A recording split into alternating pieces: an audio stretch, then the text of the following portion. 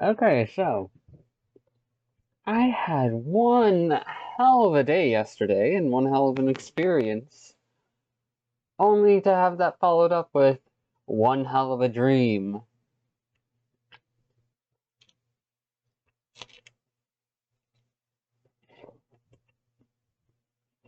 So let me summarize yesterday. Got editing done on a video that I've been meaning to get editing done on, and now I just have to double check to make sure I have permission to post it, the full scale thing, publicly by those who were permission from those who were in the recording. So that's gonna take a while. What else?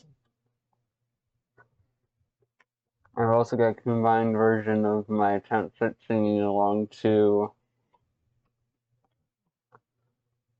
Ash again. And I plan on posting at the main channel as a kind of tribute in honor of a girl who withstood so much pressure. And let's be real, she's not the only person out there who's withstanding a massive amount of pressure. A lot of people are these days.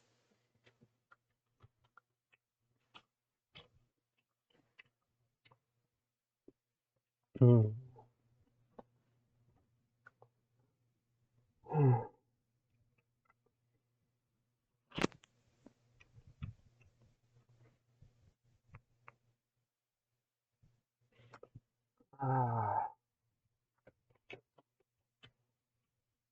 Yeah, I got all that done. And then I had to go to an event I chose to go to an event for my Boy Scout troop that I hadn't seen in a while, and I went there with a skirt on. But it looked pretty much like a pair of shorts, so I'm not sure how many people actually noticed it, except for like the flowery patterning on the side. And it was for the retirement of the troop leader, who, honestly, when I saw the number of people there and I heard all the stories they had about him, it really reminded me that, yeah, even if I didn't feel like I fit in with that troop, alright, even if I didn't feel like I fit in as a boy within that troop, I didn't even think about being trans because I had no idea the concept existed for the majority of the time I was in there.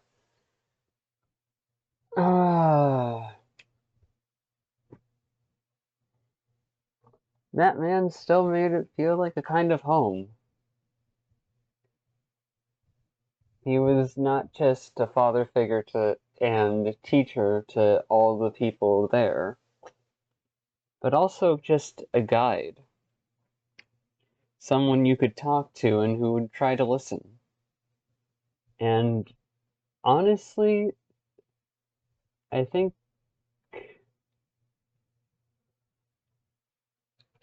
solid guides who know how to teach at the same time are the most needed thing in this world right now.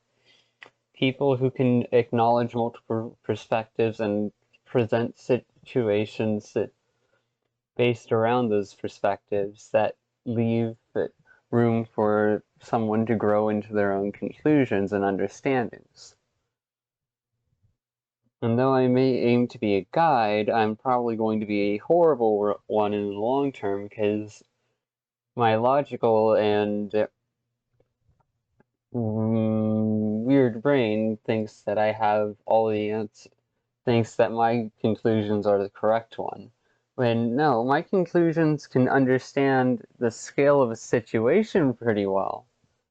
But the conclusion on what you should do based on situation versus situation is always going to be different because of details that are unknown in each situation. So responding authentically is still more effective than trying to worm out all the details. And honestly, that's the reason why I've been flip-flopping back and forth for this last year and a half. Because on one hand, I want to give up on the dense dork. I want to make sure I just don't care. That way, they'll feel safe, and I won't have to worry about, you know, overthinking or later problems. It's what I intended to do from the start, really, was to just try and not let my feelings override my decisions. But my paranoia got to me, and things collapsed further and further from there. I'm glad I was authentic at the end, even if it was horribly late. I was definitely partially authentic throughout, but trying to suppress my own desire for deep conversation and connection through it, while also managing overloading an overload of feelings, did not leave me in a position where I was able to authentically express myself as much as I would have wanted.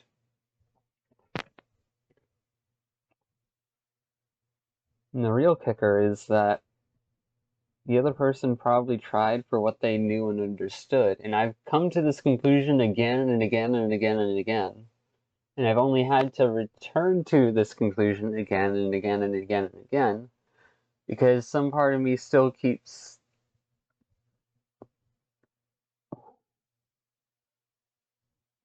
some delusional part of me keeps believing in a hope, and that piece of me is keeping me stuck.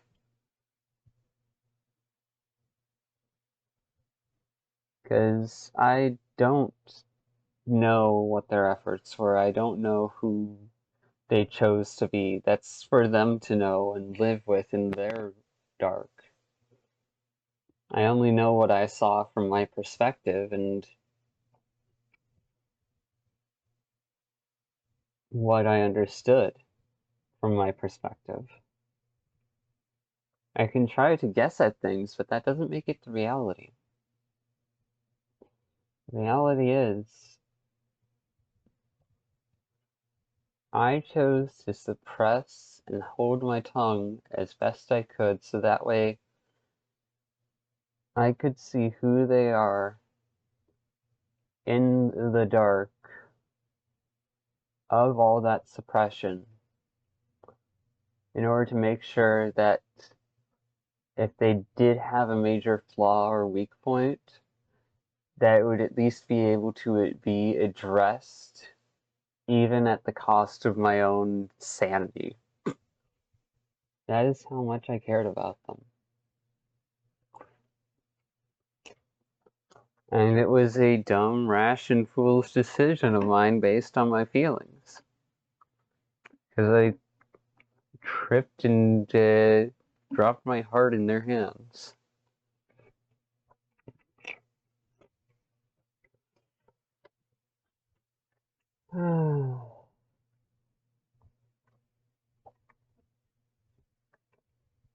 But I'm slowly killing that small part of me that wants to hold out to hope. Because it's delusional. It takes any little sign as reciprocation because of how hungry it is, and then becomes desperate. And I don't want to live like that. I've never wanted to live like that, and I'm ashamed that I even have. I feel somewhat ashamed that there's even that part of me existing to begin with. That's not reasonable of me to look at it and say, oh, you shouldn't exist. No, it exists. And it's a result of me feeling so alone for most of my fucking life. It's not something to be fixed, brushed aside, locked away, or otherwise. It's something to be addressed, sat with, and guided through a healthier method of functioning little by little over time through the many experiences I have in interacting with others. And that's not easy, because it means being able to be my own guide even when I'm not always in guiding headspace, even when I'm not always present, or when I have all of my pseudo progress with me. Because sometimes my brain just kind of, and this is something I've noticed happening a lot recently, because my brain is working through all this shit and purging falsehoods and everything. Some of my social skills and awareness have disappeared because they were built off of those falsehoods. And so I have to reconstruct them, and as such, I don't have the skills I used to have. And yet, I'm okay with that, because it means I'm actually living alongside and with my feelings instead of pretending as if apathy and that numbness are really going to be the solution to everything.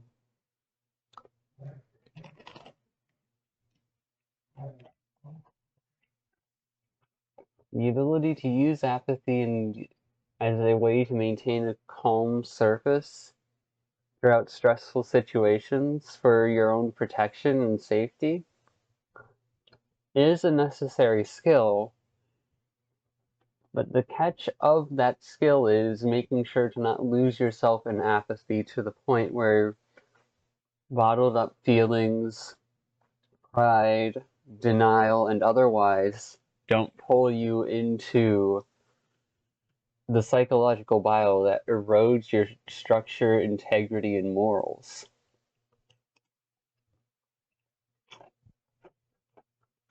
Because apathy sits right next to that.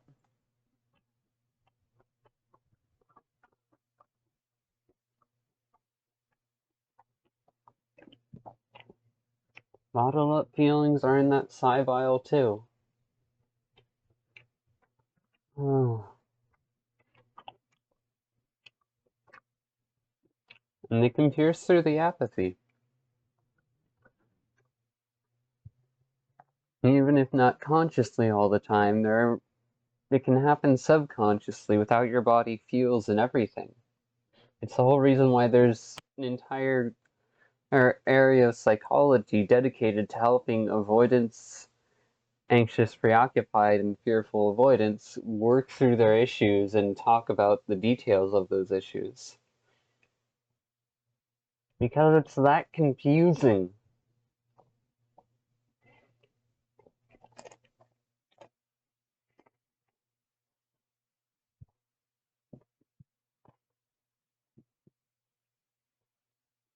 And I don't want to stay attached like this.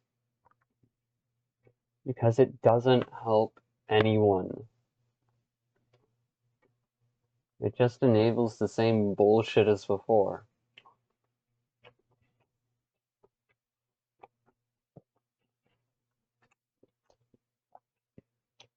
That bullshit of not handling necessary conversations out of fear and toxic shame.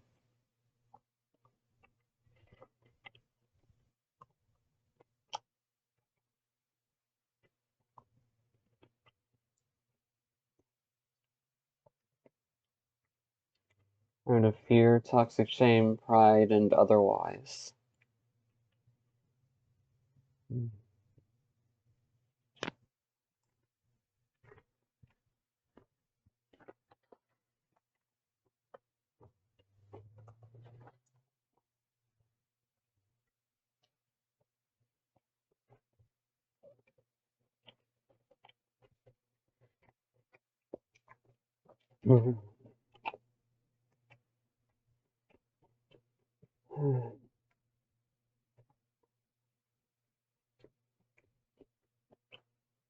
Mm.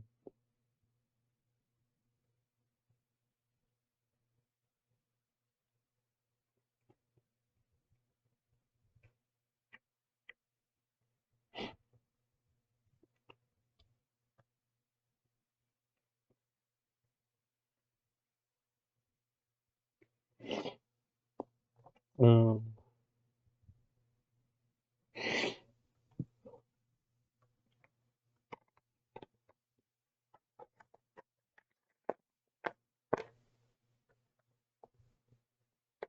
Mm.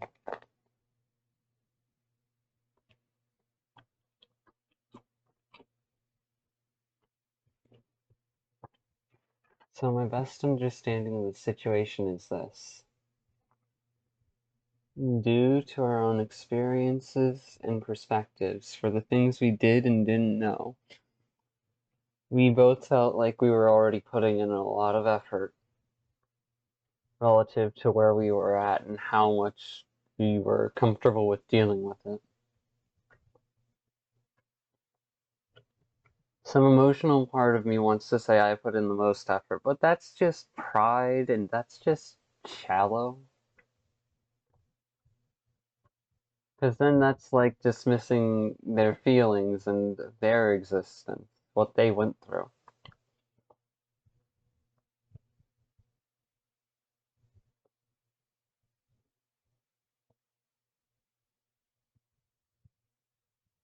I don't want to hold on to them. I just want to work through this so that way I can fully, sincerely, and authentically let go.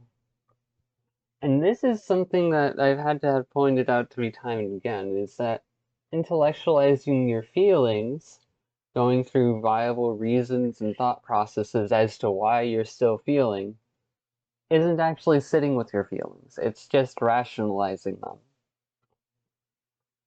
Sit with your feelings is to let those feelings bleed out over the body and see how the body reacts to it.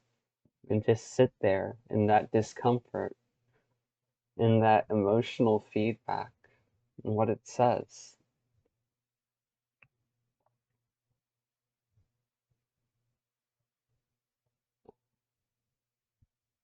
My emotional feedback says that I'm still scared of being dismissed. I'm still scared of getting hurt again. And I imagine it's the same for other people too, if they were to go through this. That they'd also be scared of having their efforts thrown under the bus just because they made the mistake of explaining their honest choices and struggles through a lens of hypercriticality and toxic shame that left the other person feeling as if I had to be lying.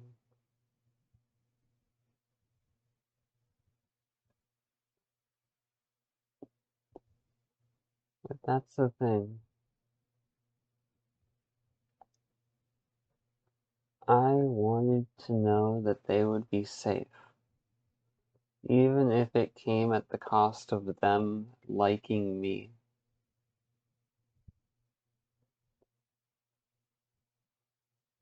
And in a large regard, I succeeded, but I didn't realize that it would cost me that social abandonment. My greatest fucking fear.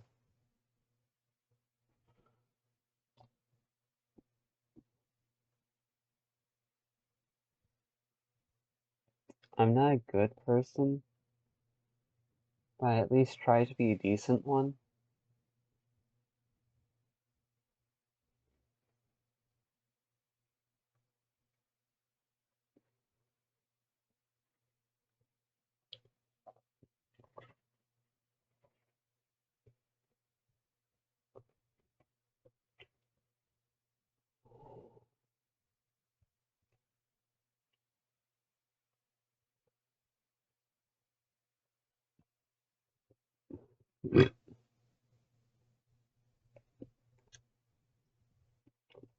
That way I can focus on having good impacts and decent intentions, rather than focusing on having good intentions only to leave horrible impacts.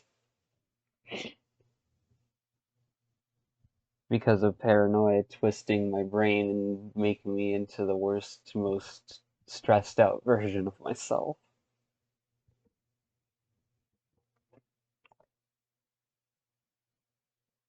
That dense stork tried their best to be reasonable and understanding, and it was my fault for not communicating that I wanted to see them stand up for themselves in rough and emotionally clear ways instead of just socially polite ones that wouldn't cut through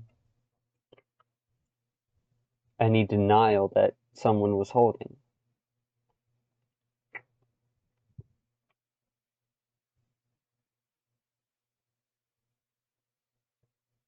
And it was my fault for not communicating that, because I did not know how to navigate that situation in any other way than the way that I did. I was panicking. I was putting in my efforts. And although they didn't believe me, I did walk away. I'm scared of being hurt again. I'm scared of being dismissed again. And I have no doubts that the other person felt my perspective of their experience from the outside looking in, dismissed their efforts and what they understood. And it would be terrifying if I was accurate, but even if I wasn't, those inaccuracies could have left them doubting their own reality, and that wasn't my intention. It was just the impact of my action because I wanted to make sure that my good intention of letting them know that I'm not going to be bothering them and letting go as cleanly as I could on my own terms from where I was at. And that was my good intention, but it had an unnecessary impact that wasn't really thought through at all. Because I was hitting my own stress limit. I don't know if I actually helped or made the other person worse, and that's not for me to figure out. That's for them to figure out for themselves. I've just got to live with the consequences of my actions. That's all. The consequences of my actions are they probably hate me. They're probably terrified of me, disgusted or otherwise. Because time and again I've shown that my insecurity, for as much as I've gotten better at handling it, is still a problem for me. That unhealthy attachment is still around, and until I can prove that I've changed in a way that they can trust, I'm never going to hear from them again, and that's okay. It hurts. It hurts. It's the pain of living with the reality. It's not a pain of being abandoned for who I am. Because I've seen who I am. And in the midst of all this struggle and all my mistakes, I've seen that one tiny spark of who I am that I will never let go of. Even if it gets twisted and mangled into some perverted form of its original intention in order to survive the environment that others project onto it. It's still there. I still have my heart, a capacity to care for people.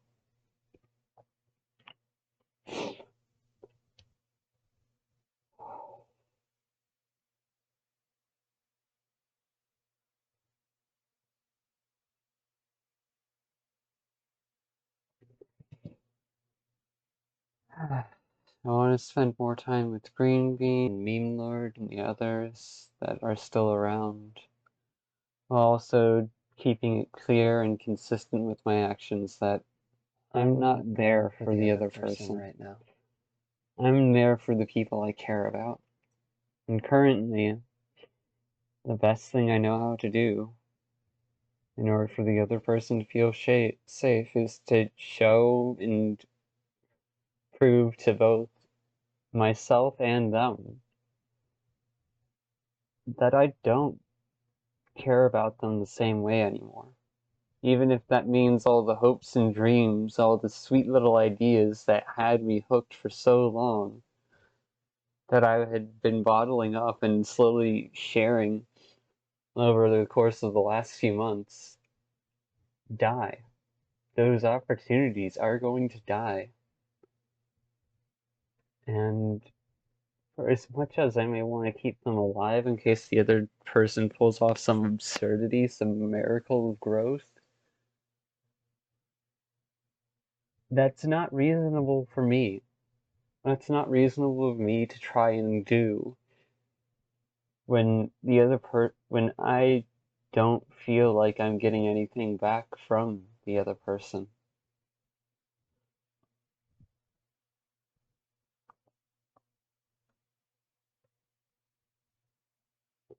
To try and keep something like that alive for someone who may never reciprocate it is not reasonable or fair to me.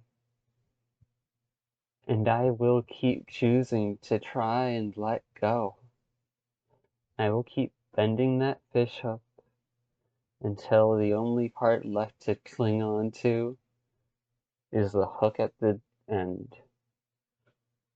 And if they try to catch that part of the hook, if they try to latch on and keep that connection going, then I will let the tip of that hook break off.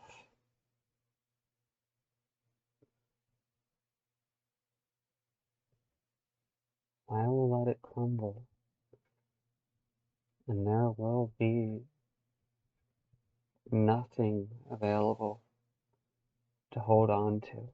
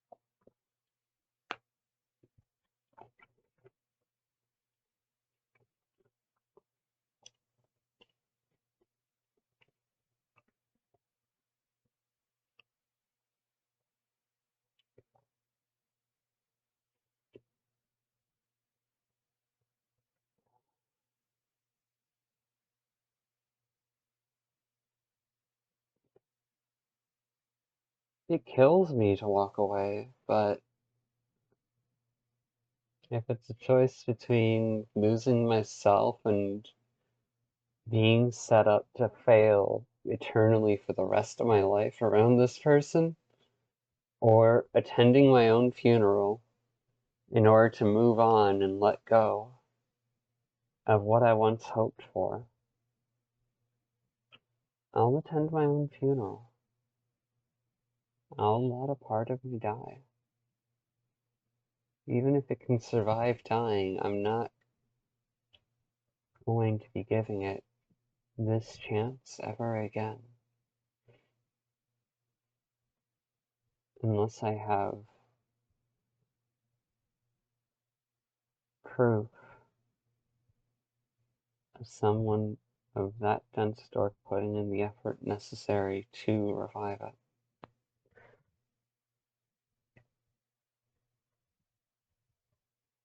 Because I don't want hope anymore in terms of that.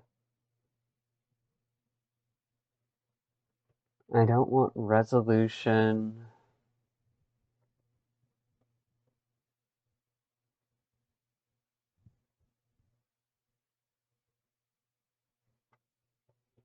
Or otherwise. Conclusion, whatever.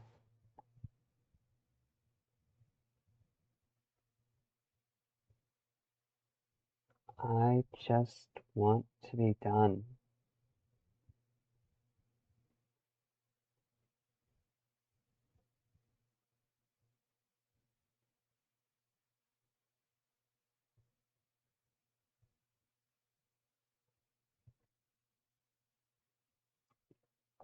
Because all that baggage is for any time that baggage is living,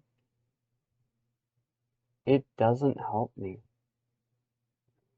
I can process through it, process things, and use it as a weight on my back to dig deeper into the pile of myself in order to deal with other things, but I can't carry it forward while it's still alive.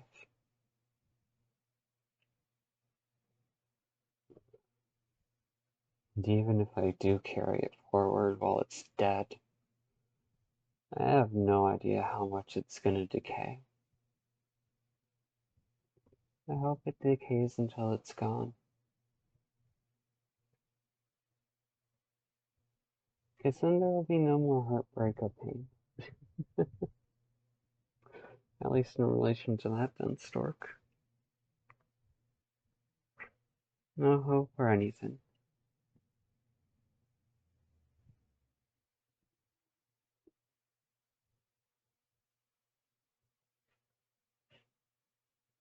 And if by some unhinged possibility and nightmare-inducing absurdity, they actually listen this deep in, then my boundary line is this. I have made countless videos on this channel. I have tried time and time again, in what ways I can, to communicate without overstepping any boundaries.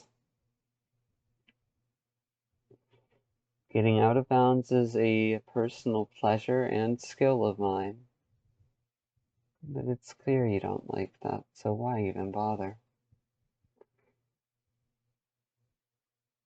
If you really want to learn and grow, really want to change things,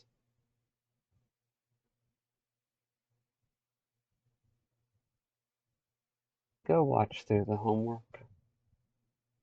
Go listen to the things you're afraid of in my recordings and struggle with them.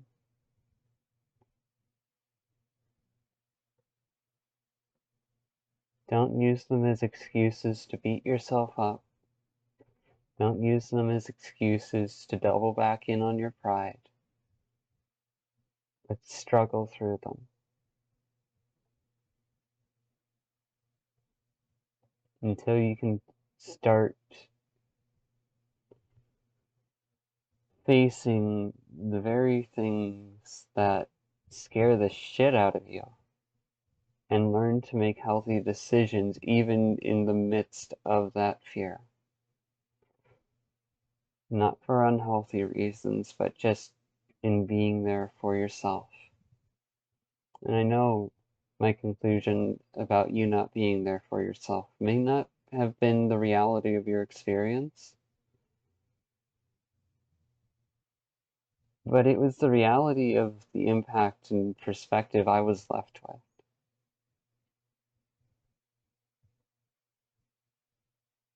I'm sorry I couldn't do better. Goodbye.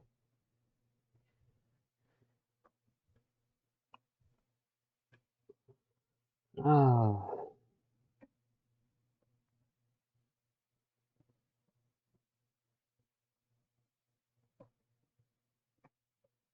what I just asked of them is not reasonable. If they want their simple life, if they want to keep pretending and wearing that magician's cloak, they'll do so. And I'll never hear from them again. I'll never get to know them.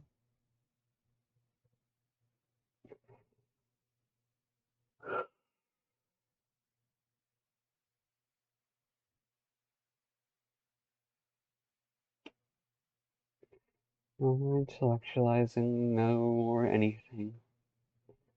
Just sitting with my feelings now. Letting myself feel them.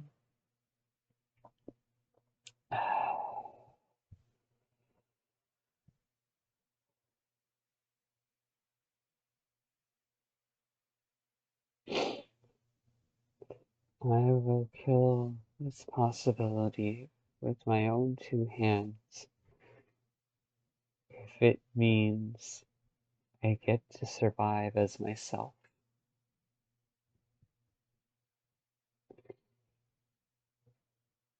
Don't make a bet against that because you will lose. Okay?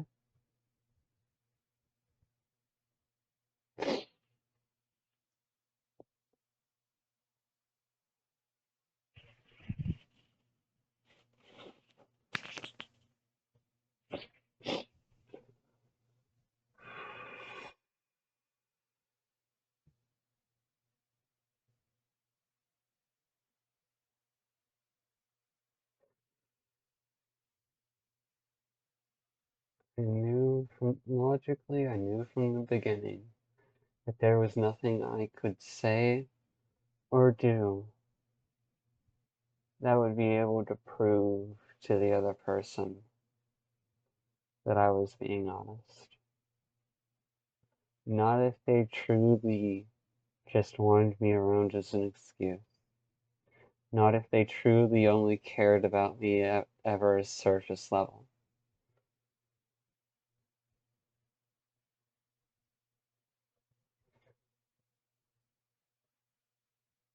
And for as long as they use me as an excuse to say the same, to stay stuck, then I will not be a part of their life.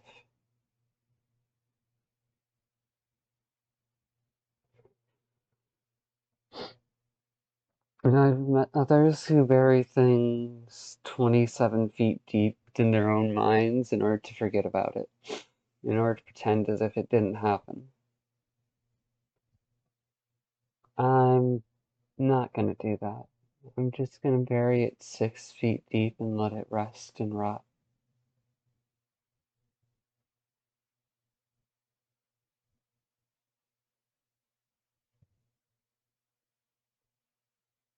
Now we're 6 feet under, cast asunder, and here we are. Pity party, sap story. Won't get you far. Got a few tricks up my sleeve. I've been practicing like you wouldn't even believe. Isn't it nice to feel your own vice? Fill your chest just like how you filled mine.